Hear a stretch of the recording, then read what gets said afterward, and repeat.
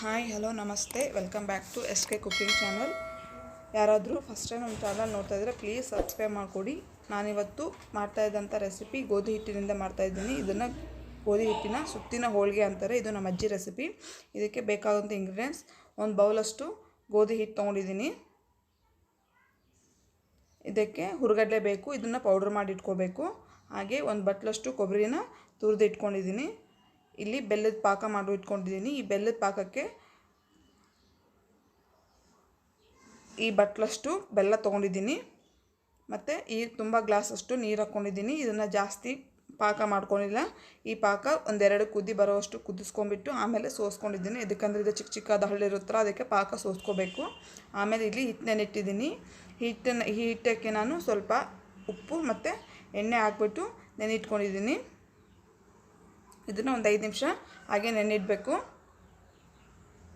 ನೆನಿಟ್ಟಿರ್ತಕ್ಕಂಥ ಹಿಟ್ಟನ್ನು ಚಿಕ್ಕ ಚಿಕ್ಕದಾಗಿ ಪೂರಿ ಆಕಾರಕ್ಕೆ ಲಟ್ಕೊಂಡು ಎಣ್ಣೆ ಹಾಕದೇ ಬೇಯಿಸ್ಕೋಬೇಕು.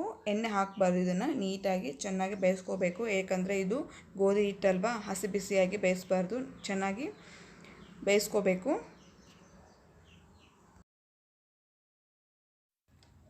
ನಾನಿಲ್ಲಿ ಎಲ್ಲ ಚಪಾತಿನೂ ಲಟ್ಸ್ಕೊಂಡ್ಬಿಟ್ಟು ಬೇಯಿಸ್ಕೊಂಡಿದ್ದೀನಿ. ಇವಾಗ ಚಪಾತಿನ ಪಾಕದಲ್ಲಿ ನೆನೆಸೋಣ. ಇವಾಗ ಒಂದೊಂದೇ ಚಪಾತಿನ ನೆನೆಸಲ್ಲ.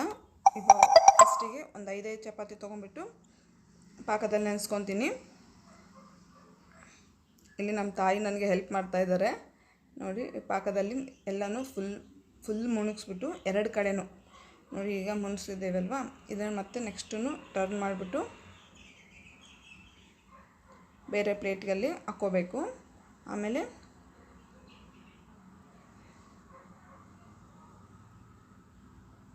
ಇಲ್ಲಿ ಹುರುಗಡ್ಲೆ ಪೌಡ್ರು ಮತ್ತು ಕೊಬ್ಬರಿ ಪುಡಿ ಇರುತ್ತಲ್ಲ, ಹುರುಗಡ್ಲೆ ಪುಡಿನಲ್ಲಿ ಅದರ ಮೇಲೆಲ್ಲ ಹಾಕ್ಬಿಟ್ಟು ಅದ್ರ ಮೇಲೆ ಸ್ವಲ್ಪ ಕೊಬ್ಬರಿ ಹಾಕ್ಬಿಟ್ಟು ಚೆನ್ನಾಗಿ ಫುಲ್ ಟೈಟಾಗಿ ರೋಲ್ ಮಾಡ್ಕೋಬೇಕು.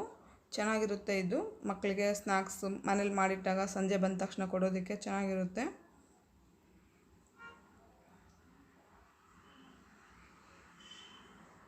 ನೀವು ಮನೇಲಿ ಟ್ರೈ ಮಾಡಿ, ಹೇಗೆ ಬಂದಿದೆ ಅಂತ ನನಗೆ ಪ್ಲೀಸ್ ಕಮೆಂಟ್ ಮಾಡಿ. ಯಾರಾದರೂ ಸಬ್ಸ್ಕ್ರೈಬ್ ಮಾಡದೆ ನೋಡ್ತಾ ಇದ್ದರೆ ಪ್ಲೀಸ್ ನನ್ನ ಚಾನಲ್ನ ಸಬ್ಸ್ಕ್ರೈಬ್ ಮಾಡಿಕೊಡಿ. ಹಾಗೆ ಲೈಕ್ ಮಾಡಿ. ನನಗೆ ಇನ್ನೂ ಇಷ್ಟ ಬರುತ್ತೆ ಬೇರೆ ಬೇರೆ ರೆಸಿಪೀಸ್ ಎಲ್ಲ ಮಾಡಿ ಹಾಕೋದಕ್ಕೆ.